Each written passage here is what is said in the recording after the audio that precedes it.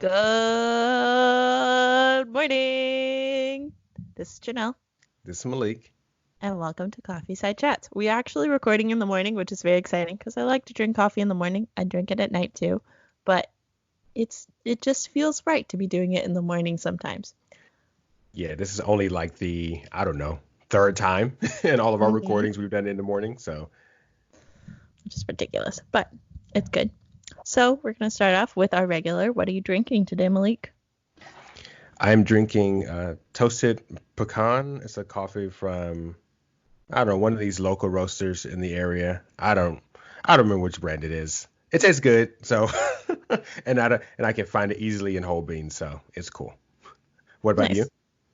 Nice. I'm drinking. I went back to the Good Bean from Jacksonville, medium roast. I studied the package this morning because I was like, I gotta remember all the words on here, and now I can't even remember the brand. But it's an Oregon local brand, and I do not get whole beans because I don't grind my own coffee because I'm very lazy. I had a dream the other night. This is so random. I had a dream the other night that I got a brown paper bag full of um, freshly roasted beans that I could grind myself from a very, very local, like Eugene local roaster. And they just handed me like a quarter pound of beans. They're like, here you go, have it. And I was like, oh, cool, thanks. It's so random. I think that is a sign that you should stop buying pre-ground coffee and start grinding your own. I'm pretty sure that's a sign.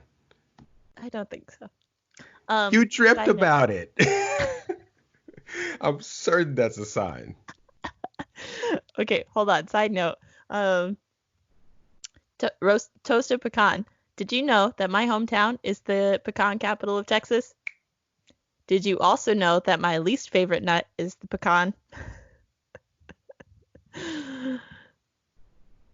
Funny enough, it's actually my least favorite nut too. It just happens to be in a lot of coffee I like. Go figure. It has a good flavor, but a really, really terrible texture.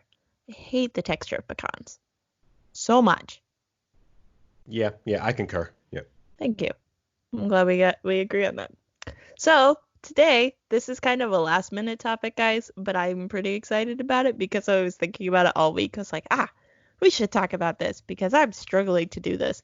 We're talking about adulting. Everyone's least favorite part of growing up.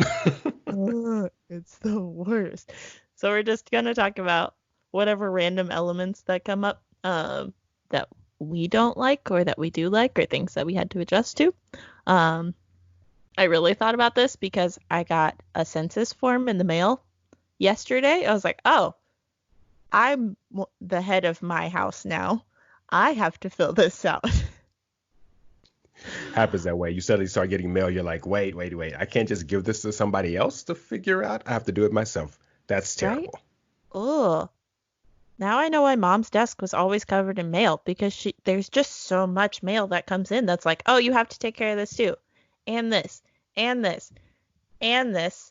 Oh, don't forget about this. And it just keeps coming. Even with email, where so many of my bills come via email or like automatic payment, I still have to check on so many things. How did anybody do this before the internet? Because I'm already overwhelmed. The same way my mom still does it, pen and paper and a checkbook. She still tracks everything down just that way. So, yep, I can't imagine like having a stacks and just making sure, you don't lose a piece of mail. Right now, you can lose an email, but it's a lot easier to find it if you accidentally delete it or archive it or something. But when you lost a piece of mail, that could be, a big bill that suddenly you don't have any idea you need to pay. So that would be terrible. Your mom sounds very orderly, and I want to get to know her better. I think I've only met her once. Yep, and that's where I get it from, as you can imagine. It makes perfect sense. Speaking of losing bills, I haven't lost a bill, but I did lose a tax document this year. And so I had to go to somebody and be like, I never got it. And they were like, are you sure I sent it to you? And I genuinely thought I never got it because I could not find it anywhere. So I had to like mope in there and be like, I'm sorry, I don't have it. Can you please give me another? Oh, taxes. Taxes are fun. Ah, When you don't have a job when you're little, you don't have to think about taxes. Then I finally got my first part-time job, and it's like, oh, mom, taxes. I need you to, I need you to do this for me. And my mom did my taxes for, I don't know, my first 4 years of working. And then finally, I was like, okay, what app do you use or what website? And I'll just learn how to do this. So now I do my own, but yeah, that first time I was like, man, I really hope I don't screw this up and get a and get a bill from the government. yeah, the first time you do it by yourself, it's terrifying because you hear so much about, oh, like the government can charge you or the government can fine you. You can go to jail for doing it wrong, and it's so serious. But things like H&R Block and TurboTax make it so easy that it's not that bad. But it also amazes me that so many people say their parents did their taxes for them growing up. I never had my parents do my taxes, which I don't know how I never did because I was terrified. I remember that.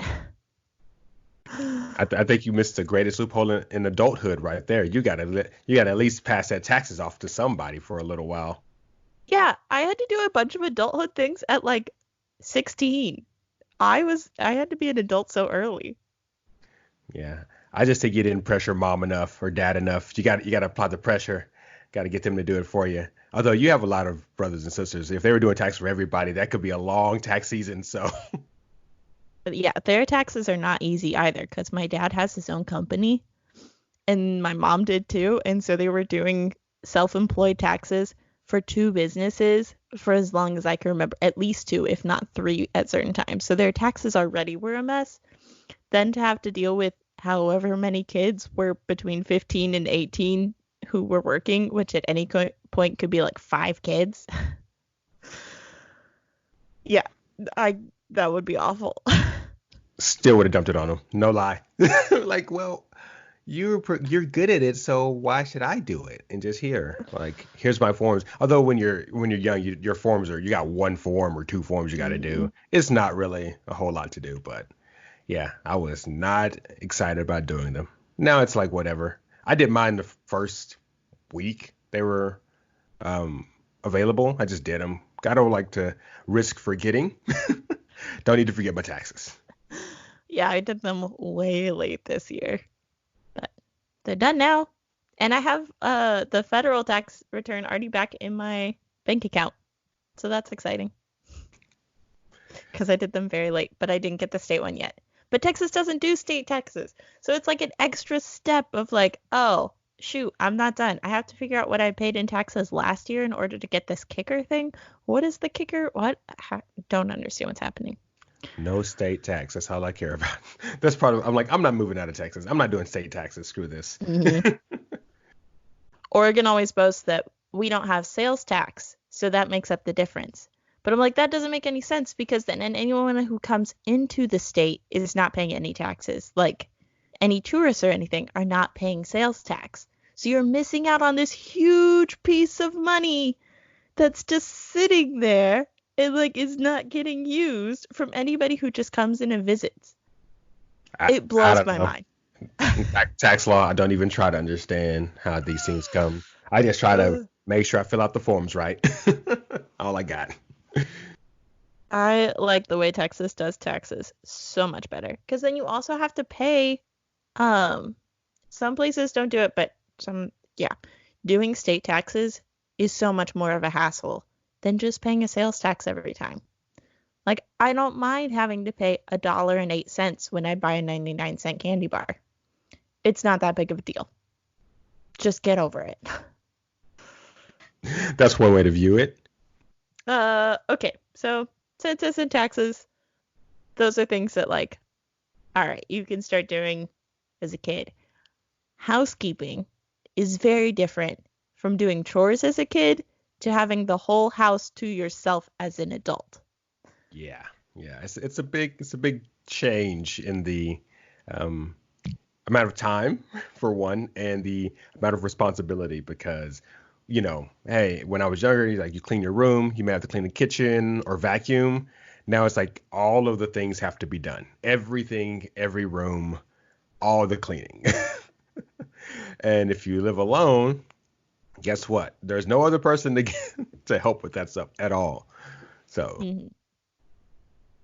Like, I have a roommate, but I don't ever ask him to do chores because that feels weird. So we each wash our own dishes, but then I wipe the counters down. I sweep the floor because my cat makes a mess. So I'm like, it's not really fair of me to ask him to sweep the floor. And then, uh, I don't know. I normally clean the living room if there's anything to clean in the living room.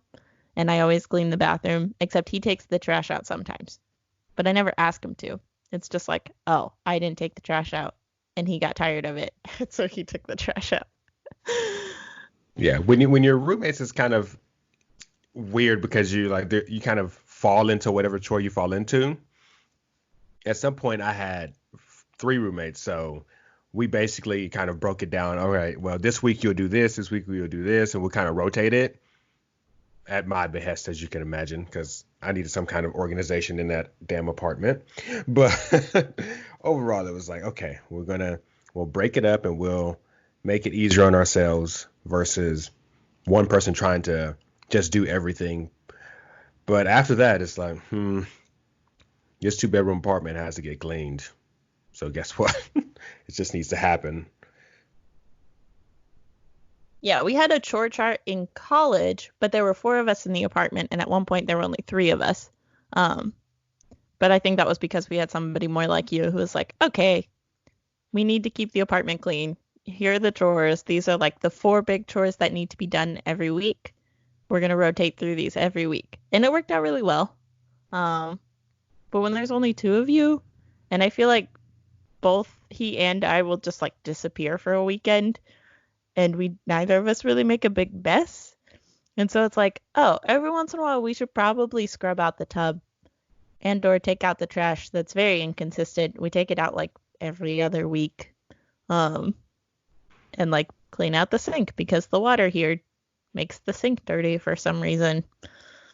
Like way dirtier than any sink I've ever had before. For some reason, this sink is always dirty. No matter how much I clean it out, like 3 days later, it's like, I've got a ring around the middle again. I'm like, where's It's, this it's that come from? it's that hard water. That hard water is no joke. It's really not. Yeah, y'all only take out the trash once every other week. Y'all do y'all not eat there? Do y'all not live?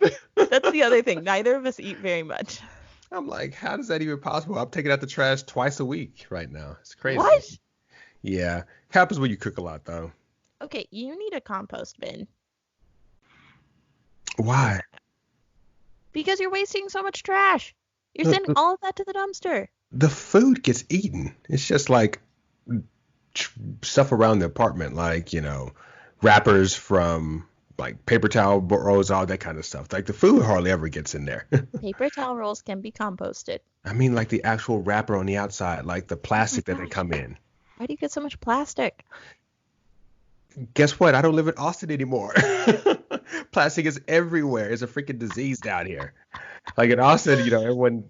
I once we started the paper bags, the reusables. I have a ton of those, or had a ton of those, and now it's like, yeah, you go order groceries and they give you 16 plastic bags because they'll divide up, like they'll put one roll of ground beef into one bag by itself instead of with other cold meat. So it's all like we have so many extra bags. It's just so many. We keep like, you try to keep some for like trash bags, whatever, but we have so many. They just end up going away. Like there's nothing we can do about them. There's just too many. It's crazy.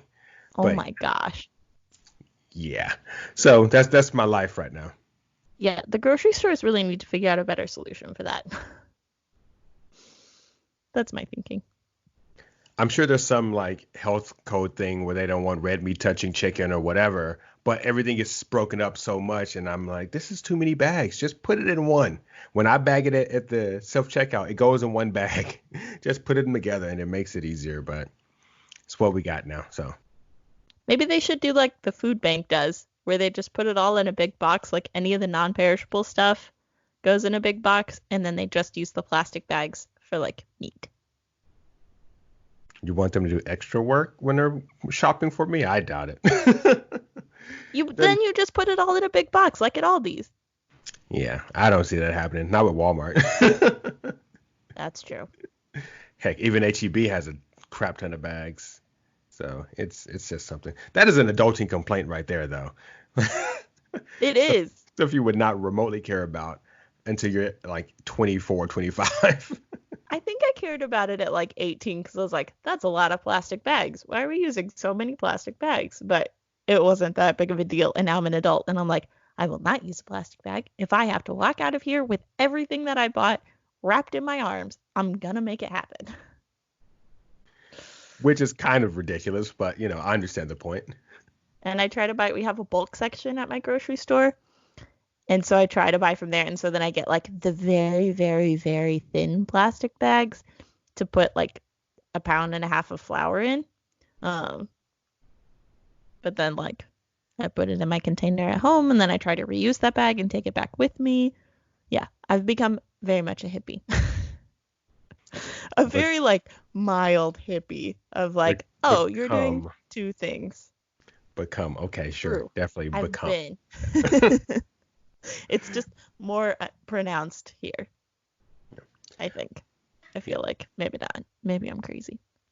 I'd say the one difficult thing about keeping where I live clean is like my one of the rooms is always going to be dirty. Either the bedroom is kind of dirty or the office is dirty. I never can keep them both clean at the same time. It's so difficult. Like, because I like really, really focus in on one of them and then I forget that the other one's like, it's kind of falling apart in there. So then I'll go and I'll spend 2 days reorganizing the office and then come back and like, well, my room is dirty again. Well, let's get back on this. So it's terrible. That's exactly how it is. Like right now, I cleaned my room the other day and I had like a tiny little pile of stuff that I was like, okay, this stuff has to go to the bathroom, but I haven't cleaned the bathroom yet. So it just sat there for a couple days. And then I went to the bathroom and I cleaned out the bathroom and moved all of the stuff in here. And then this room kind of fell apart a little bit. And I was like, dang it, I cannot keep more than one room clean at a time. And the That's, living room only stays clean because we never use it. yeah. Our living room is mostly clean because there's just like the blankets on the couch in there and that's it. Like we don't really have a whole lot of going on in there. But my office, the only thing is, after the wedding we got so much stuff that I don't have as much storage like space as I had before the wedding. So now there's just stuff in the closets. Like where I would normally put stuff to store them long term, they're just in the closet. There's just so much stuff. I've lost half the closet space just from the wedding stuff left over. It's terrible, but that's my life. That's a real first world problem. Yeah, way too much stuff, and just nowhere to put it. But yeah, back to grocery shopping. I hate grocery shopping. Like I go because I don't like to cook either. So keeping a pantry stocked well when you don't like to cook and you don't know how to cook well, and then to try to go to the grocery store to keep it stocked well and to make stuff like I never do it right. And I always end up at the end of the grocery line with like a box of Oreos, one or two avocados, and maybe a box of Cheez-Its, and maybe like a bag of rice. I want you to feel the shame through the camera right now. Just feel it because that's ridiculous. I need you to get it together for one. But so basically, overall, the stuff I want to buy from the store, I know Walmart has it. However, I also like going grocery shopping early in the morning if I'm going to go. But Walmart has switched to basically only having self-checkouts open before 10 o'clock. Like there's like they'll have the one or two like 15 and under lines, and that'll be it. And then a self-checkout. If I'm going to go grocery shopping, usually it's like for 150 to $250 worth of stuff.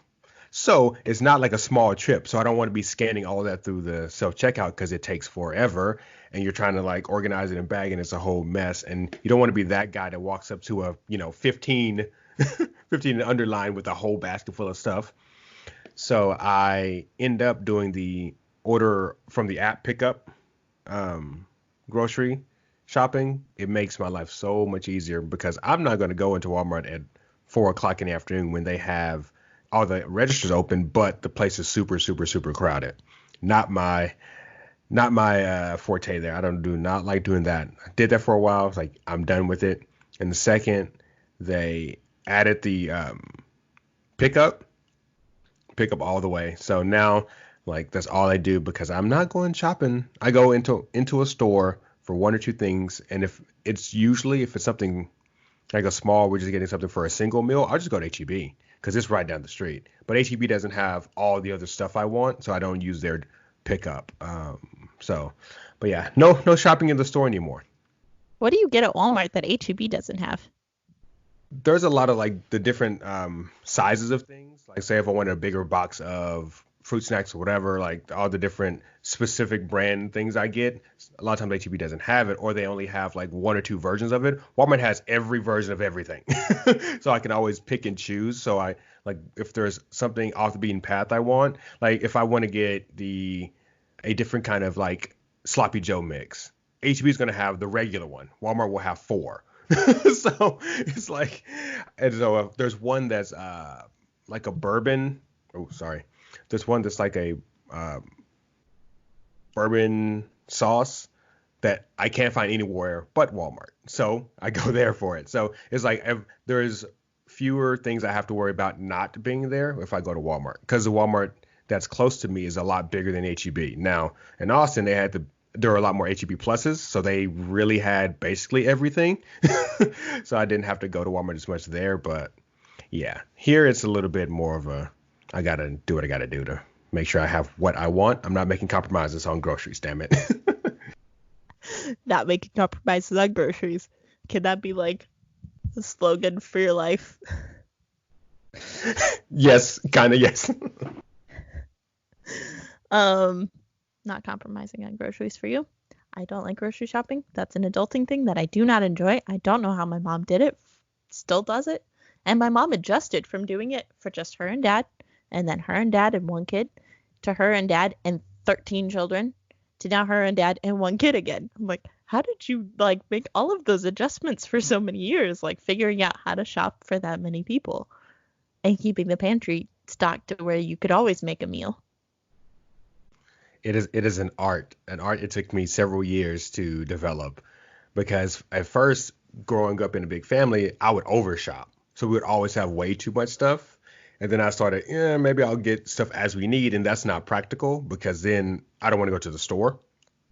So I've got a good balance about how much I need to buy to have basically 2 weeks worth of food, and then I can make it work from there. Yeah, I have not figured out that art at all. My refrigerator is always empty. But that being said, my mom's refrigerator is very full all the time, even with just 3 of them in the house. And like, I know you have grandkids coming over a lot, but like, it is a very full refrigerator for how few people live here. There are 2 of us. We could easily do with half the size refrigerator we have. The reason it's always full is because she's perfected it. So you never run out of food. That's why it's full like that. It's a mom thing. You just have to accept it that she knows what to do. She got it. I should trust my mom. She's done it for this long. She's done it a lot better than I have. In my refrigerator, I think I have eggs, Izzy's, and milk, and a sourdough starter. Ooh, that is a part of adulting that I do enjoy. I like taking myself on trips. Going on a trip with your whole family as a small child is fun in its own right, but it is very different as an adult. And it's very nice to be able to just get up and go to Canada for a weekend. I like it. Yeah, and going on like work conferences, awesome. Love you it. Just kind of do what you want. That's you know what? If today I feel like, going out, cool. If not, if I feel like bumming in a hotel, guess what? I just bum in a hotel. No one can tell you how to do your vacations. It's fantastic. So nice. Yeah, that's definitely a perk of adulting. I enjoy it a lot. And you don't have to be like, oh, Mom, I'll be back in 4 days. It's like, hey, roommate, can you feed my cat for 3 days? And he's like, oh, yeah, sure. I'm like, cool. Peace out. It's dope. I like it. Heck, that's the time management part of adulting, because that was honestly my favorite thing in college. That first semester, it's like, it's 2 a.m. I'm going to go out. just because I felt like it. It's like, you know, you had your little ID to swipe back into the dorms, and you just went and did what you wanted to do, came back at whatever time, and no one could really fuss at you because, I mean, heck, my classes didn't take attendance, so even if you didn't show up, no one cared. So it's fantastic. And attendance is almost the only accountability you have in college, unless you have roommates who are holding you accountable to something else, or like clubs that you're being held accountable to. Like, you really could be only held accountable via attendance in class. And that's if that professor really even cared. I had a lot of professors that did not care. They're like, as long as you turn yourself in on time, I don't care if you come to class. But I'm not recording my lecture, so you better get your notes from somewhere. So that was there was a trump card right there. I'm not recording it, so hey, you don't get it, you don't get it. See, I always had really small classes, or at least really small, like, labs, quote unquote labs. UT called them that. So, like, I could skip the lecture of 300 people of the 2 lectures I had that were like that, but I couldn't skip the class that had 12 other people in it. It was just too small, and the TA would call you out and would make a big deal about it and would send you an email and be like, I haven't seen you in class for 2 days. I'm like, I was sick. Yeah, you got to email your TA because they take that part very seriously. Because especially like when I took a lot of science labs, well, you had a partner. So if you didn't show up, you messed up the entire group dynamic for the entire lab. So it was important everyone was there. But that was the only time you really had to be anywhere. Yeah, I had the perk of only having to take 2 science classes, I think, and neither of them had like group work labs, which was great. But then all of my journalism classes were like, oh, you're making a video, and so you have 2 partners. Oh, you're making this big like website essentially. You have 2 partners. Like, you have to do everything together. So then you're meeting for class, then you're meeting for lab, and then you're meeting to also work on these projects. And you're like traveling all over the city trying to find all this stuff. It was so fun. Ooh, that brings us to apartment hunting. Ooh, Finding yes. a house by yourself is that chore. And usually you're pretty bad at it to start with because you don't know what you actually value in a living space because it's your first time living by yourself. So you don't really know. So we're getting ready to move, and oh, it has been something looking for places because you think, okay, do I care more about the kitchen space, the living room space, bedroom space, or we're gonna have a second bedroom for the office, or what? It's a whole set of things you have to balance to figure out what you actually want. For us, honestly, kitchen space is really, really, really important because I have kind of a lot of kitchen gadgets. It's kind of overkill. But yeah, finding a place with a decent kitchen that isn't going to cost like $1,400 a month hasn't been the easiest. Yeah, I feel like all of the kitchens that you've had that I've seen, which is only 2. How many places have you and Melissa lived together? Just 2? Okay. Two. Both of your kitchens were really tiny. And I was like, how are you such like a cooking fanatic with such tiny kitchens? Well, that just means we have no space underneath the cabinets for anything else but kitchen gadgets. That's all that's down there. Yeah, that's fair. You would hate my kitchen. Like, I don't like my kitchen, and I'm not a cooking fanatic, but it's a terrible kitchen. It's so bad. The whole layout of my apartment is terrible, but I pay very little in rent, and so I will keep it. And I can walk to the park. That's my biggest thing. That's something I've learned that I really value, is being able to bike or walk other places. And so there are 2 places that I have to go for work that I can walk to. Mm-hmm. And I can walk to the park over the summer when we have the concert in the park. And it's great. I really, really like where my apartment is. Although, I know when I was first looking for apartments up here, I pointed out an apartment to you. I said, I really want to live there. And it was above a laundromat in downtown. And you said, that's so sketchy. You can't live there. And I walk past that apartment at least once a week. I'm like, I still really like it. I still want to live there. No. Like, it's probably maybe a tiny bit sketchier than where I currently live. But I've definitely had the cops outside my window talking to people in the dumpster And yesterday I had two cops like 20 feet from my door parked out there. I'm like, like, it's gonna happen no matter where I live. Where are you living in this place? Like, you got a sketchy apartment above a laundromat, and then you're living in a sketchy place where there's always people in dumpsters. I need you to figure it out. You need to live somewhere else, apparently. I think I vaguely remembered like one of the first days that I lived here, I went to go throw something in the dumpster and there was definitely somebody in it. And I was like, I'll throw this away later. That is a concern if I've ever heard one. Why am I just now hearing this story? What is going on? Yeah, that was like a year ago, at least. Oh, other adulting thing that comes with having your own apartment is having to deal with internet. That is such a hassle. In all of my other apartments, somebody else did it.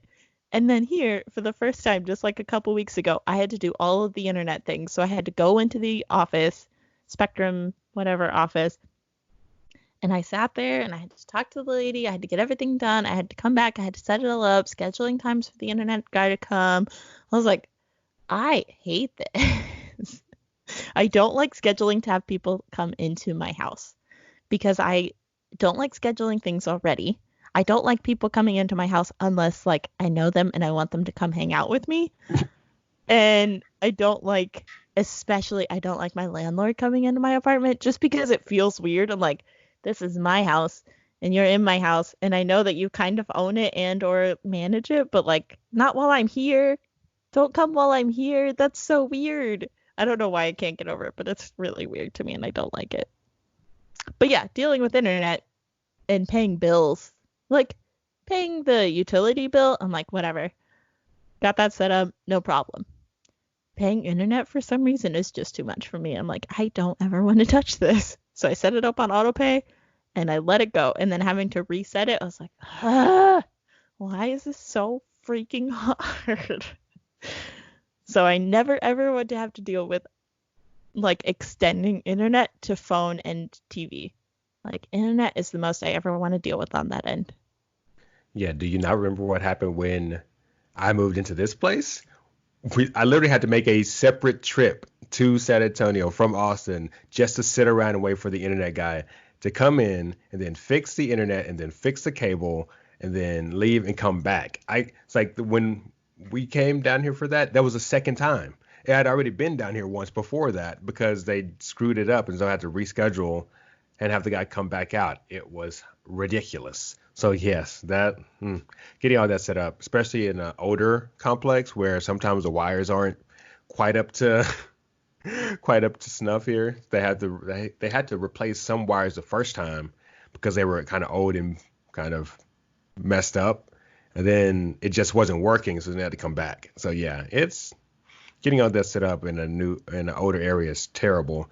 New apartments, a lot of times they include it, so you kind of get stuck with whatever they, have for you. But yeah, yeah, internet's super, super fun, but I kind of need it for basically everything.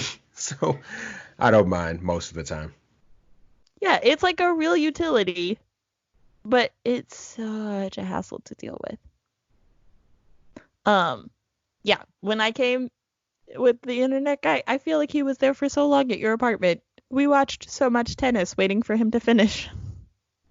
Yeah, and then it still took every now and then it still kind of craps out, and I'm like, I'm not calling it in. So I just restart everything and wait for it to fix itself. I'm not calling anybody to come back out for this. So No, it's so annoying. Not a fan. Car stuff. When you live in an apartment, like you have people around you and you've got all these resources, but you don't have your parents there to work on your car. So I don't know about you, but my father did all of the work on my car most of the time. And so I always had to pay for like insurance and I paid for my own first car and like all of that stuff. But when it came to any repairs that needed to be done on my car, I could just like go out, find my dad, be like, it's making a noise. Will you come look at it? And he would go look at it. He'd be like, oh, it's a real problem. You need to take it in. Or he'd be like, oh, let me work on it on Saturday. And he'd fix it. And it was great. And now I live by myself. I'm like, my car is making a noise. What do I do? you don't just live by yourself. You live across the country. So it's much worse. Like I living as far as I do from my family, it's like, well, I'll just take it to the shop if it's something that really is kind of terrible sounding. If not, it's like, okay, well, I'll go out there and look at it. But a lot of it for me is why I got the warranty on my car, because I just take it in. It's like $100 deductible forever. I take it here, go fix whatever it is. It's always saved me like $4,000 or $5,000 on this car to have the warranty, because yeah, labor's expensive.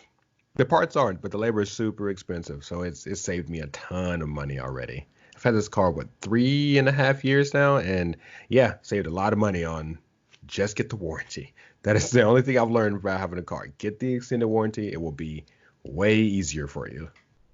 See, it was really rough the first year because I would just have to figure it all out. And then I had the great fortune of starting to date a guy who happens to be a car guy. And so anytime something makes a noise, I'm like, hey, it's making a noise. You're riding with me anywhere somewhere. Will you listen to it? And he listens to it. He's like, I'll look at it on Saturday. I'm like, I cracked the code. Always have someone who can work on a car for you. That is the code.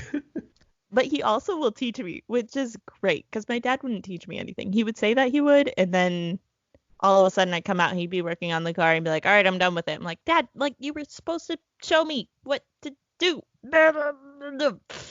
But so yeah, if you happen to, run into that problem again, you may be able to fix it. But yeah, dads are like that. They're like, I'll fix it and come back and it's ready.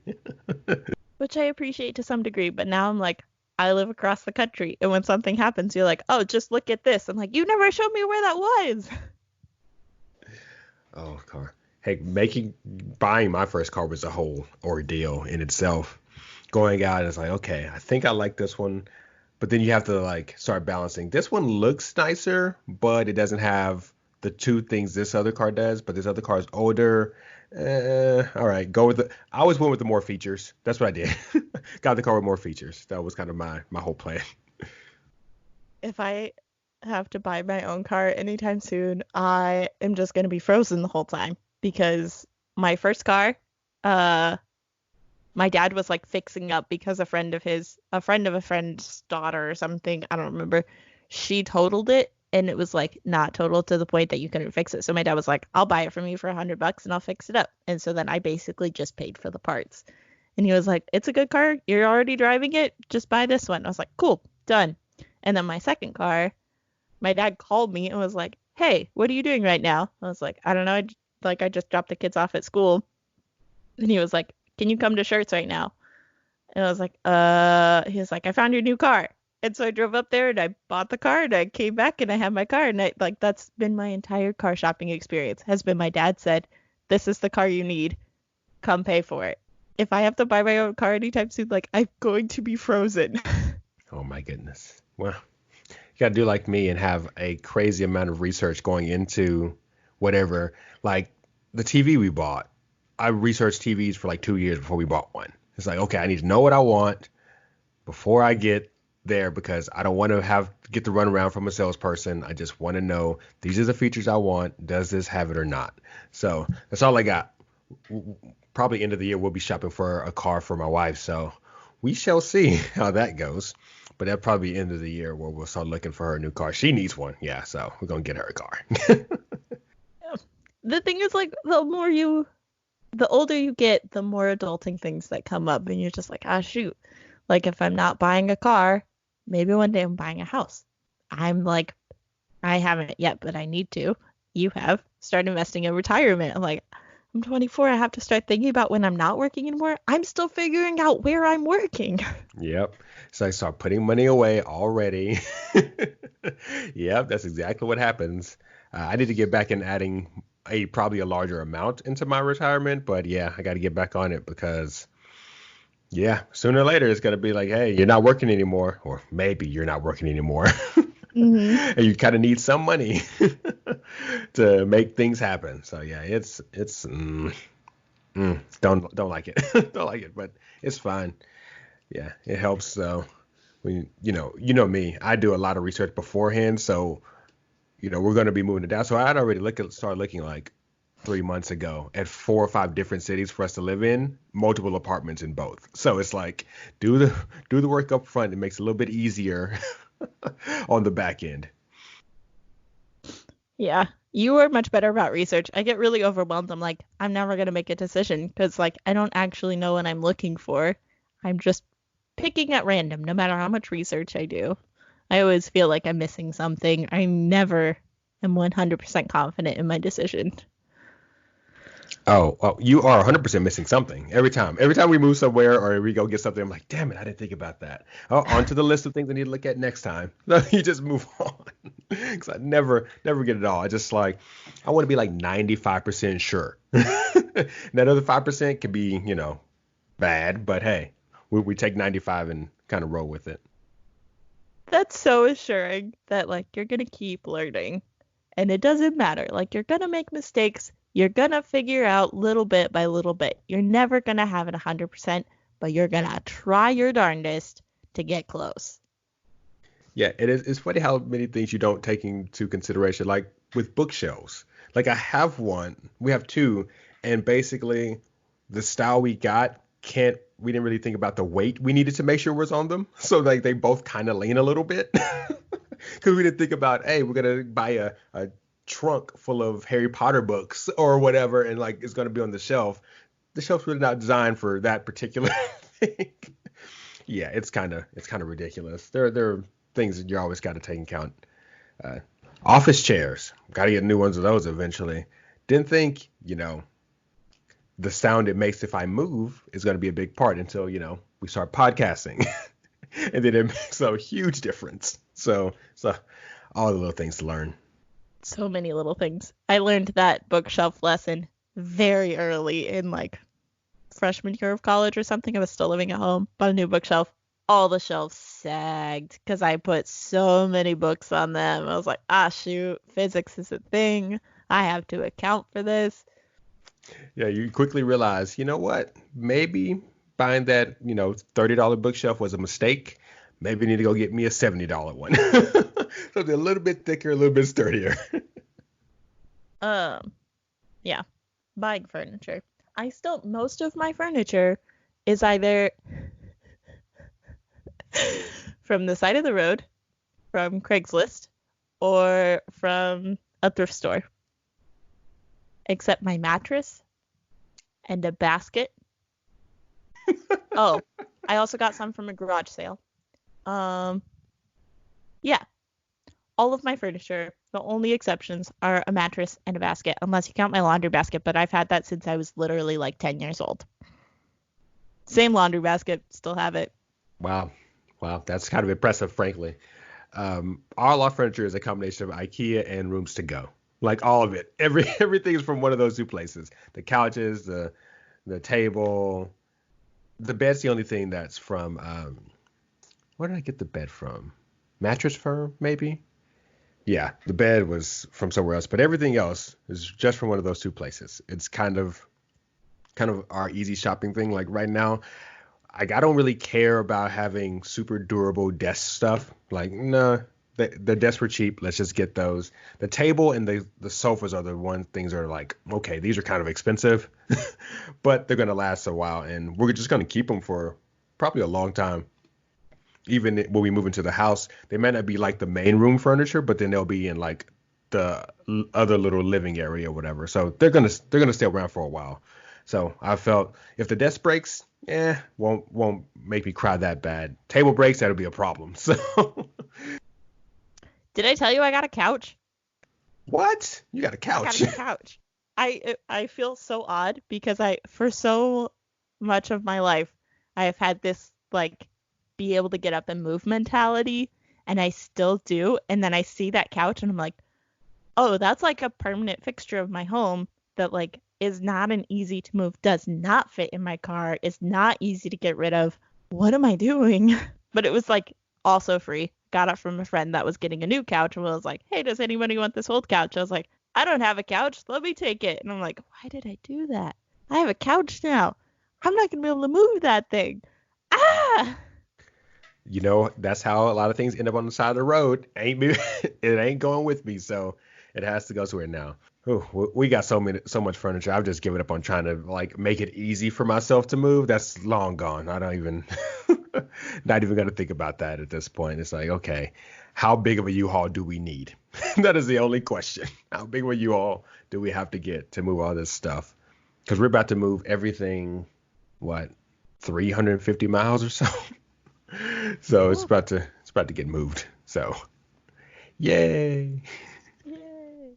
Yeah, that's another thing. When you're a kid, if you move, when you move, like I moved twice when I was a kid. I think that was it. You pack up your clothes, you pack up your toys, you're given a limit on how many boxes maybe, but that's it. Everything else, mom and dad take care of. And then maybe you like help put dishes and stuff away, but you're not in charge of like making sure that everything gets packed. You just are given a chore and you go do it. And then as an adult, you're like, man, I got to make sure everything fits. Like, how am I going to fit everything in here? What am I going to do? It's Yep. very different. And your time frame for how long it's going to take you to pack, you have no idea the first time you do it. And so I've moved 7 times now total. Because in college we moved around a lot, and then yeah, one, two, three, yeah, this is the seventh place I've lived in. The first time we moved, it was like, oh, only moving like a bedroom or two worth of stuff. It's just like your stuff. But the last time we moved, it's like we hired movers. We hired a moving company, and they had to bring the big truck. Like it was going to be a lot of stuff. But I started packing 3 weeks before we had to move, so everything just started going away very, very quickly. It's like if we don't need it, if it's not mission critical, it needs to go into a box somewhere and needs to be labeled and needs to be put away. Because I'm not gonna wait till the last week to do this. So yeah, for our next move, I'll probably start packing end of May. No, midway through May, I'll start packing, and then it'll be easy. And I have a whole cataloging system and everything. Like there's a note me and my wife share that has all of our stuff in it for what's in what box, because we don't put like what's actually in the box on them. We just put like a code for it, because I don't want to put our super expensive stuff on the box. It's like, no, how about we don't do that? Like, not that I don't necessarily trust movers, but I don't need temptation on top of the box. So stuff like that, like, no, we're not gonna do that. So everything has a particular code to it. So that's kind of how we do it. I appreciate that so much. I think we talked about doing a podcast specifically about organization, and I appreciate anything that's like cataloging, indexing, anything that's like, we are going to make this super easy. So when we have to come back, we're going to be like, what's in here? Oh, yeah, I have a key. And it's so nice, and I love it. Also, like, the more you move, the more hacks you learn. So, like, moving my clothes, I have like super easy hacks for that. Moving necklaces, I am never moving necklaces like I used to as a kid ever again, because they get so tangled up every way that everybody else does it. I'm like, no, use the towel method. It's surefire. Okay, you got to tell me about this. Not that I It's have necklaces to move, but still, I want to know. brilliant. I have a lot of necklaces. I know. How do you know? Have I shown you my necklaces? We've known each other for a while. I'm pretty aware. Anyway, so I have a lot of necklaces. So what you do is you lay a towel or a t-shirt or whatever material you're already moving anyway. So it could be a tablecloth, or I don't care. And you lay it out and you lay the necklaces on it, and then you fold it in half and then you roll it. And then the necklaces don't get tangled. You're already moving that towel anyway. You just have to remember which towel it is. And if you have a lot of necklaces, it might be 2 towels. And I Or 3. only own 3. So one of them is going to be in the laundry pile anyway. That is ridiculous on a couple levels, but it makes sense. Okay. It works. Also, random adulting thing that goes with housekeeping. Dish towels? Like, washing those with the rest of my clothes. Like, I only have 1 dish towel. I use sponges for washing the dishes, but then I have 1 dish towel for, like, drying my hands after I'm done washing them in the kitchen. I'm like, oh, shoot. Like, I gotta wash that, too. The most convenient time to wash that is just when I'm washing my clothes. So then I have to remember to fold my clothes right away so that I can get the dish towel back out so I can put it back in the kitchen. Because otherwise we just don't have a dish towel for a couple days. It's a really dumb thing that I'm like, this is a problem I did not have to deal with as a child because we had a ton of dish towels because we had a ton of people. So we had to change out dish towels all the time. So we would just have a pile of dish towels. Yeah, I'm on that side of the whole thing. Like, I'll wash them and I'm like, I don't really need to fold these because I can reach into the cabinet and get one of like 14 other ones that are in here. Because, every time you get like from the wedding, we got a bunch of like extra dish towels, but also anytime I would go to the store, you buy a pack. Like, it's like a 3-pack or 4-pack of dish towels. So I always just get, if I want to put a new color in the kitchen, well, guess what?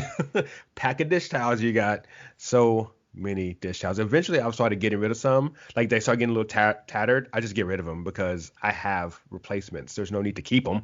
It's like even as cleaning towels, like some gets rotated to cleaning, and other, just around the apartment, other stuff gets into the trash. I got plenty more to replace you.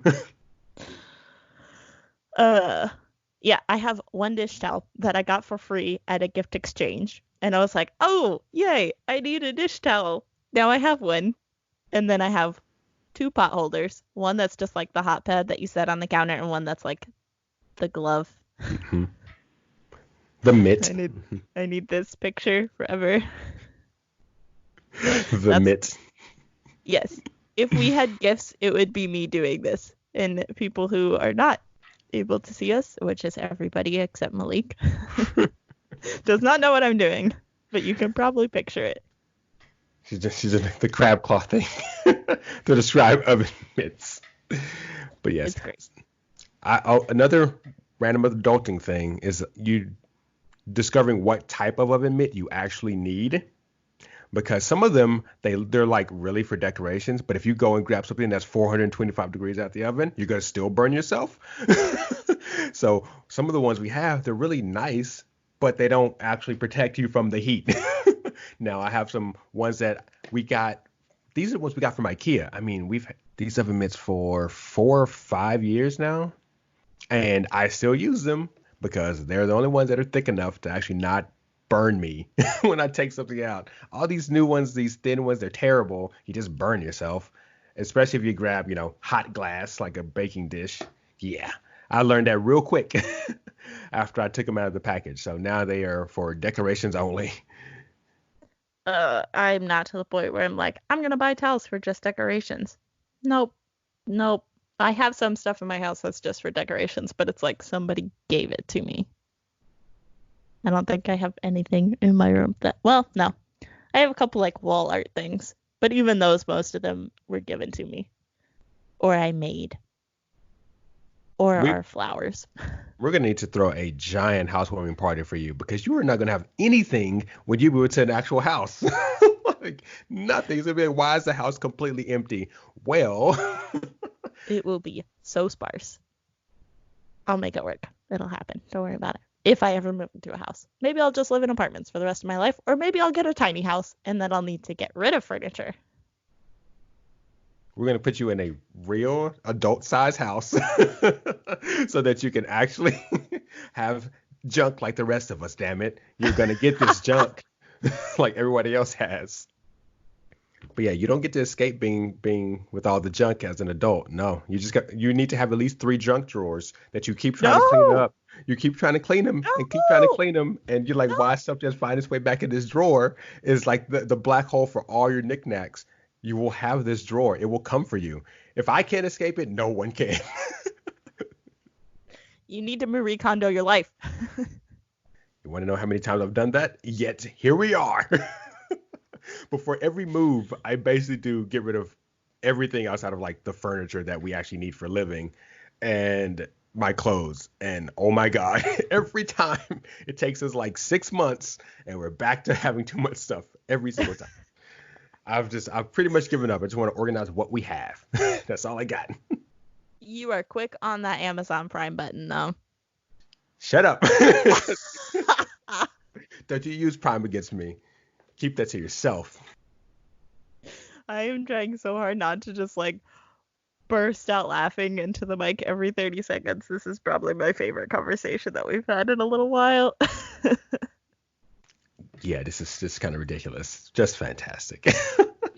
It's glorious. I love it. Growing up, we had kind of a an interesting health insurance situation. It's complicated and I don't remember all the words that go with it. So, long story short, I did not have a primary care doctor growing up. I still don't have a primary care doctor, primary care physician, primary care provider. I don't remember the technical term. PCP. Did not have one growing up, still don't have one. And now I'm like at a point where if I have an ear infection, I'm like, shoot, I need to go take care of that. And I can't just be like, Mom, please help. I'm like, I have to go somewhere. So then I have to take myself to the doctor. And every time I have to fill out like I don't have a primary care physician, I'm like, ugh. And I have had to take myself to the doctor 3 times. And I had to take myself to the dentist. And I was like, this is so weird to take yourself to the doctor or dentist. Like, I definitely feel like I should just have Mom sitting next to me. And after my car accident, I had to take myself to the chiropractor. Like, it felt like 100 times. And I was like, this is what life is like when you actually go to the doctor on a regular basis. Whew, I'm not a fan. Yeah, because you get very used to not really having to think about this stuff, and then you have to start figuring out how insurance works. And I'm lucky that my mom started working for an insurance company. So I was like, okay, this is on my thing. It's on my paperwork. What the hell does this mean? Because I don't know. So tell me if I'm doing this right. And so she would just take care of, letting me know as long as I wasn't screwing up stuff.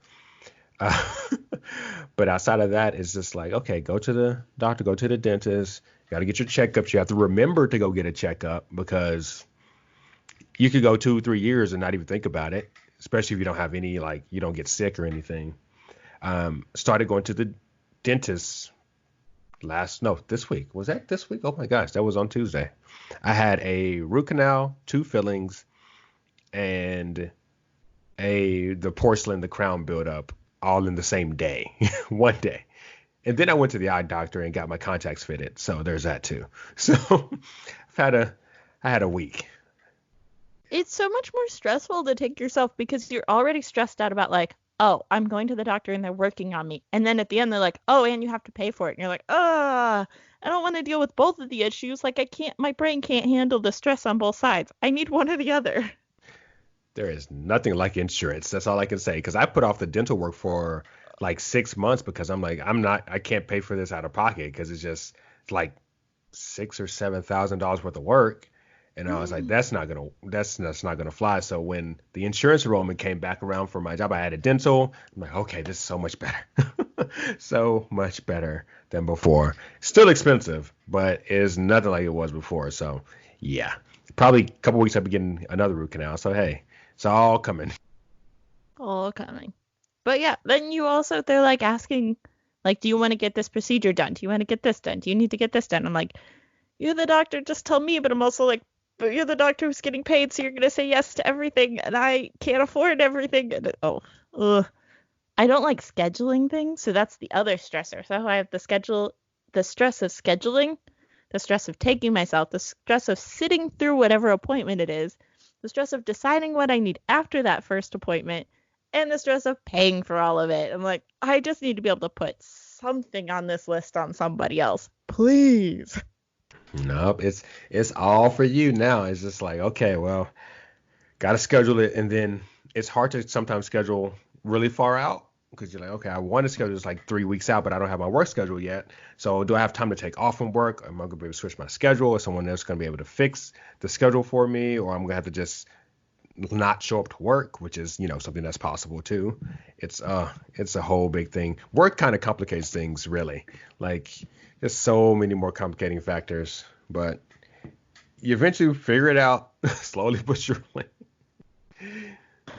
Yeah, like when you're in school, you have a syllabus that says you have a test on this day. And so you can just schedule everything around like, oh, I already know when all my tests are for like 3 months. I can schedule stuff around that. And then you get to be an adult. You're like, I don't know, maybe I'll have a very important meeting for interviews that day.